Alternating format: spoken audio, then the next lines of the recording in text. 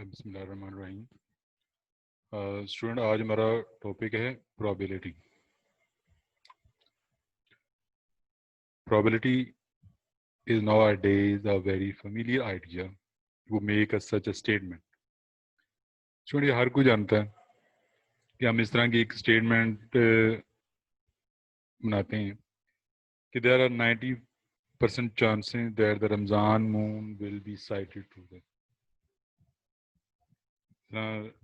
रमज़ान का आखिरी दिन होता है ना, तो हमें ये होता है कि 29 पे चांद नज़र आ जाएगा, तो हम कहते हैं अच्छा जी बड़े 90% चांस हैं, बड़े 80% चांस हैं, 99% चांस हैं।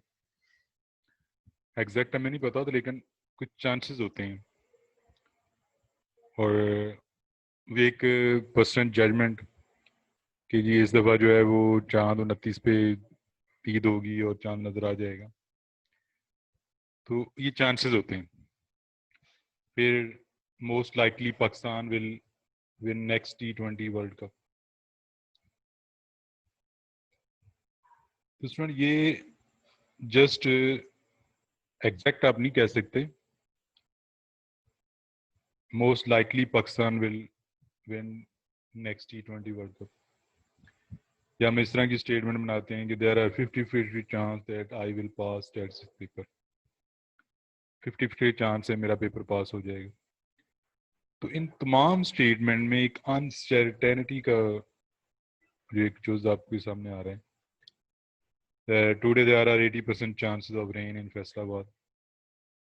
जो जितनी भी ये स्टेटमेंट हैं, इसमें एक अनसर्टेनिटी का जो फैक्टर आपके सामने आ रहा है कि जब आप कॉइन थ्रो करते हैं, डाई थ्रो करते हैं, तो स्टूडेंट हम कह तो सकते हैं कि हाँ जी डाइस पे 6 आएगा, लेकिन हमें श्योर नहीं होता। कोई भी डिजिट आ सकता है, 6 भी आ सकता है, 5 भी आ सकता है, 4 भी आ सकता है, 2 भी आ सकता है, 3 भी आ सकता है, 1 भी आ सकता है।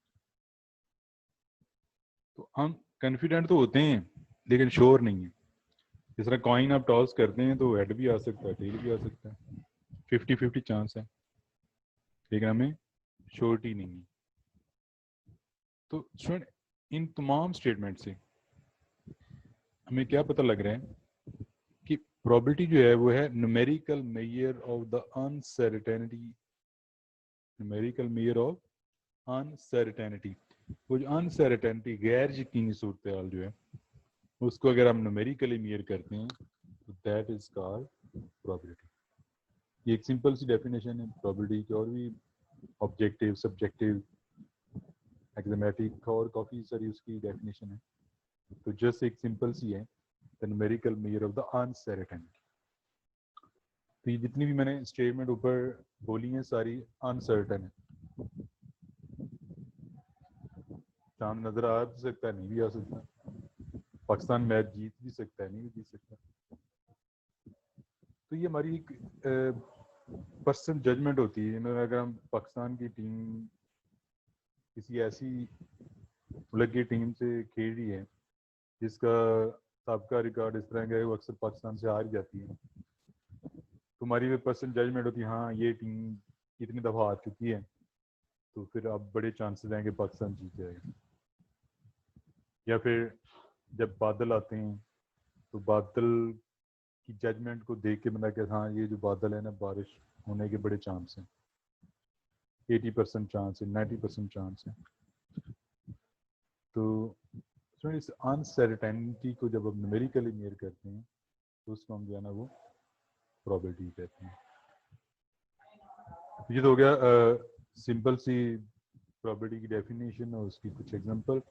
और स्टूडेंट, ये एग्जांपल आप डेली लाइफ में यूज़ करते हैं, जितनी भी एग्जांपल हैं आप डेली लाइफ में इसको यूज़ करते हैं। तो ये कुछ टर्म हैं जो आपने याद रखनी है। सबसे पहले है एक्सपेरिमेंट। स्टैट की ज़बान में a well defined action is called experiment. For example, tossing of a coin, throwing of a die, drawing a cord from 52 cords, and drawing a defective item from a box। ये जो action है इसको हम कहते हैं experiment.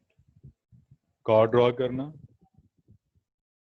Coin toss करना, die throw करना, इन तमाम को हम कहते हैं experiment.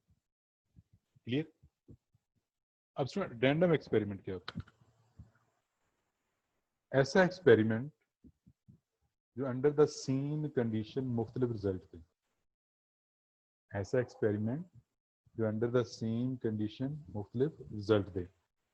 An experiment which produces different results under the same condition is called random experiment.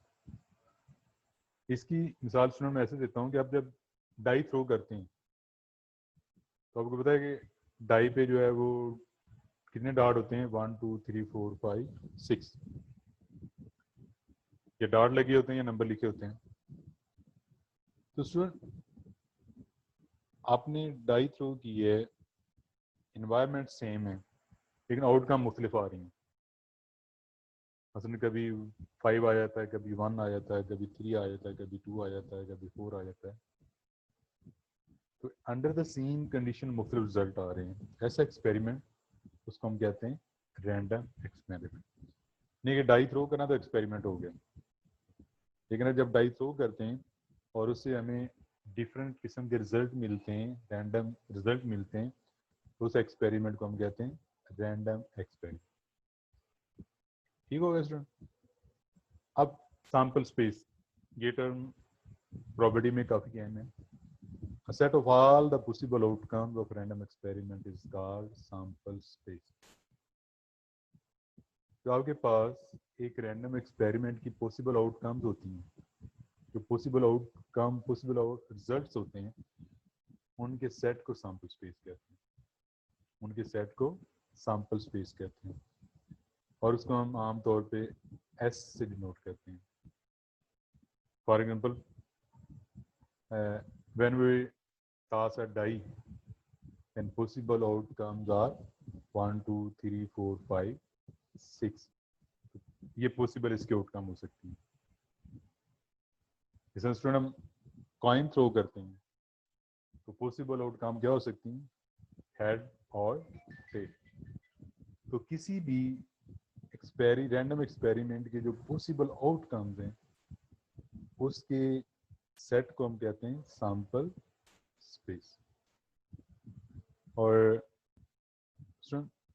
अगर आप फॉर्मूले की तरफ नजर दौड़ाएं तो प्रोबेबिलिटी का फॉर्मूला क्या है, favourable outcomes over possible outcome. किसी भी एक्सपेरिमेंट के फेवरेबल आउटकम और उसके पॉसिबल आउटकम्स के की रेशियो को हम प्रोबेबिलिटी कहते हैं।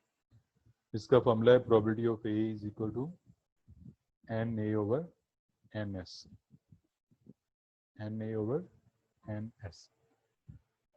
अब स्टूडेंट डाई में हमारे पास जो एस होता है वो ये है। डाई से रिलेटेड जितने भी क्वेश्चन होंगे उसके लिए ये एस आपने डिफाइंड कर दिए, यही होगा। और एन एस क्या होता है, number of outcome in S. S के अंदर जितनी आउटकम है उनकी तादाद को हम एन एस कहेंगे। तो इसमें 6 आ रही है ना, तो एन एस आपके पास क्या हो जाएगा, 6 हो जाएगा। तो स्टूडेंट अगर डाई के क्वेश्चन में सॉल्व करना चाहूँ तो डाई के जितने भी क्वेश्चन होंगे अब मैंने ये फॉर्मूला यूज करना है। तो अगर आप देखें तो इसका नीचे वाला जो पोर्शन है ये वाला, ये आपको पता चल गया। ये आपको पता चल गया है कि सिंगल डाई में ये 6 के बराबर होता है। ये आपने याद भी रखना है। डाई के पॉसिबल आउटकम आपको पता है 1 2 3 4 5 6, जिसको आपने एस कह दिया। एन एस आपके पास 6 आ गया। इसका मतलब ये होगा कि अगर आपने डाई के क्वेश्चन सॉल्व करने हैं तो आपको इस फॉर्मूले के अंदर एन ए चाहिए और एन एस चाहिए, फेवरेबल आउटकम और टोटल। तो इसके टोटल आउटकम तो आपके पास ये आ गए 6, ये आपके पास आ गया। अब ऊपर वाला पोर्शन एन ए, तो स्टूडेंट ये वो आपसे क्वेश्चन पूछेगा। जब क्वेश्चन पूछेगा अगर वो इवन में इंटरेस्टेड है तो इवन वाली जो आउटकम वो फेवरेबल है। अगर वो आड में इंटरेस्टेड है तो ऑड वाली जो आउटकम है वो फेवरेबल है। तो इसका मतलब ये हुआ कि डाई के लिए आपका 50% से ज़्यादा तो आपको पता चल गया। डाई के जितने भी क्वेश्चन हैं उसका समझो 50% आपको पता चल गया एनएस। अब ये स्टेटमेंट में पूछेगा इवन और कोई भी स्टेटमेंट पूछ सकता है, और आगे स्टूडेंट ये क्वेश्चन दिए हुए भी हैं और इसको मजीद हम वहाँ पे जाके डिस्कस करेंगे। यहाँ पे जस्ट अभी सिर्फ सैम्पल स्पेस को डिफाइन करना था, तो उम्मीद है कि आपको सैम्पल स्पेस का पता लग गया होगा। और प्रोबेबिलिटी के जितने भी क्वेश्चन होंगे उनका यही फार्मूला है, बेसिक फार्मूला NA/NS। तो जो भी आपने क्वेश्चन सॉल्व करना होगा उसकी सैम्पल स्पेस के बारे में आपको पता होना चाहिए। अब ये एक और टर्म है event. A subset of sample space is called event. Sample space के सबसेट को इवेंट कहते हैं। फॉर एग्जांपल हमारे पास एक ए सेट है 1 3 5, ये इसका सबसेट है। ए जो है वो एस का सबसेट है, इसके सारे के सारे मेंबर इसमें शामिल हैं, तो हम कहते हैं ए सबसेट ऑफ एस। जब ए इसका सबसेट है तो ए को हम क्या बोलेंगे, इवेंट। इवेंट बी भी इसका सबसेट है, बी में एक आउटकम है जो इसमें शामिल है, तो बी को हम कहेंगे इवेंट। सी 2 4 6 है, ये भी इवन नंबर है और ये सारे के सारे एस में शामिल हैं, तो हम क्या कहेंगे, सी इज इवेंट। इवेंट क्या होता है, सबसेट ऑफ सैंपल स्पेस। सुन ये तो कुछ टर्म हमने एक्सप्लेन की और उसके बाद ये फॉर्मूला आपके सामने लिखा हुआ है। उसमें नीचे अब इसका न्यूमेरिकल पोर्शन आ रहा है, थ्योरेटिकल पोर्शन अभी मैंने थोड़ा सा किया, ये फिलहाल इतनी काफ़ी है आपके ये वाला सवाल हल करने के लिए। तो मैंने स्टूडेंट डाई के पॉसिबल क्वेश्चन मैंने 8 के करीब लिख दिए हैं, ज़्यादा भी हो सकते हैं। तो पहला क्वेश्चन है सिंगल डाई के लिए, when a die is rolled find probability that outcome is even. Student मैंने यहाँ ऊपर मेंशन कर दिया सिंगल डाई और यहाँ भी लिखा आ डाई, एक डाई।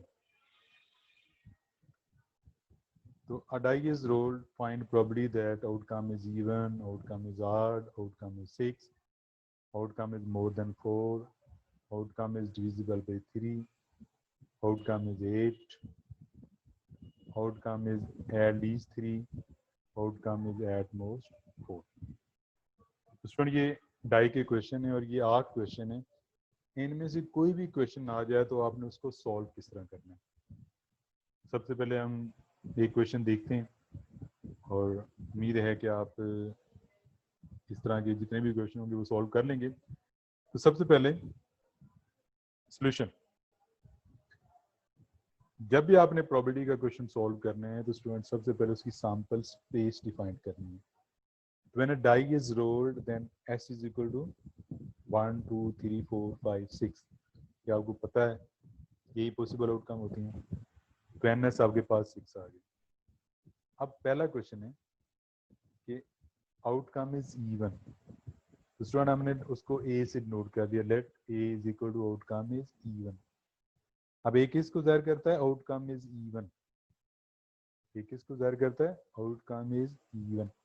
स्टूडेंट ए के अंदर इवन आएंगे, ए के अंदर क्या आएंगे, इवन आएंगे, क्योंकि ए इवन को ज़ाहिर कर रहे हैं। तो आपने क्या करना है, इस सैंपल स्पेस में जो इवन आ रहे हैं वो इधर लिख देने हैं। ये आपके पास एक सेट बन गया जिसको हमने इवेंट भी कहा था, ये सेट बन गया और इसकी तादाद कितनी आ रही है, 3 आ रही है। इसमें वैल्यू कितनी आ रही है, 3 आ रही है। तो ये फॉर्मूला आपके सामने लिखा हुआ है, probability of A is equal to NA/NS। हर दफ़ा ये फॉर्मूला यूज होगा। तो स्टूडेंट NA आपके पास 3 है, NS आपके पास 6 है, तो 3/6 भी ठीक है, 1/2 भी ठीक है, 0.5 भी ठीक है और 50% भी ठीक है। ये मैंने 4 तरीकों से इसको लिख दिया। फ्रैक्शन में लिखा है, उसको सिंप्लीफाई किया, पॉइंट में लिखा और परसेंटेज में लिखा। इसका मतलब ये होगा कि डाई में इवन आने के 50% चांस हैं। आधे आधे हैं ना, 2 4 6 और 1 3 5, आधे आध आधे इवन। तो इवन आने के चांस कितने हैं 50%। तो नेक्स्ट क्वेश्चन है student that B is equal outcome is odd. Even तो आपको पता है ना जो 2 पे तकसीम होते हैं और 8 जो 2 पे तकसीम ना होते हैं, तो आउटकम इज ऑड उसको हमने बी से नोट किया और हमने सैंपल स्पेस से ही देख के यहाँ पे ऑड लिख लिए और उनकी तादाद 3 और वही फॉर्मूला। अब मैंने बी रखा तो यहाँ पे बी आ जाएगा, ए रखा तो यहाँ पे ए आ जाएगा, इसमें चेंज होता रहेगा। आपने ए से नोट किया है तो यहाँ पे भी ए, यहाँ पे भी ए। अगर आपने बी से नोट किया है तो यहाँ पे भी बी और यहाँ पे भी। ये ए की प्रॉपर्टी आपके पास निकली है, ये बी की प्रॉपर्टी निकली है। ए किसको ज़ाहिर करता था? Outcome is even. इसका मतलब ये आउटकम इज इवन की प्रॉपर्टी है। बी किसको ज़ाहिर करता है? Outcome is odd. इसका मतलब ये कि ये ऑड की प्रॉपर्टी है। तो ये बटे में भी लिख सकते हैं, इशारे में भी लिख सकते हैं, परसेंटेज में भी लिख सकते हैं। Next one, let C is equal to the outcome is 8। इसमें आपको पता है कि डाई में 8 तो आ ही नहीं सकता, इम्पॉसिबल, नामुमकिन है। डाई में तो आई 1 से लेकर 6 तक सकते हैं। तो इसका मतलब ये हुआ कि जब हमने इधर से देख के लिखना है, यहाँ पे जिस तरह ये इधर से देख के हमने इवन लिखे, इधर से देख के हमने और लिखे। अगर हमने इधर से देख के लिखना है तो यहाँ पे तो 8 आ ही नहीं रहा, तो ये खाली, जिसको हम 5 भी कहते हैं, कोई एलिमेंट नहीं है, 0। तो प्रोबेबिलिटी सी से नोट किया है तो probability C is equal to N C over N S, 0/6 आ जाएगा।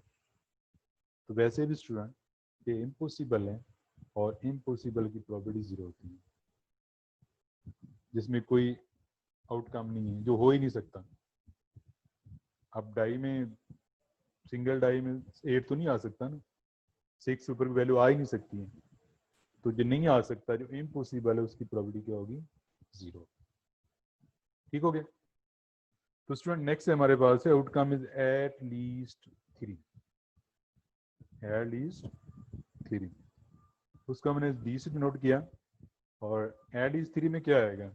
तो ये टर्म जरा अपने यहाँ पे याद रखनी है। एट लीस्ट 3 स्टैटिस्टिक्स में एट लीस्ट का इस सेंस में याद रखें कि एट लीस्ट होता है greater or equal. At least क्या होगा?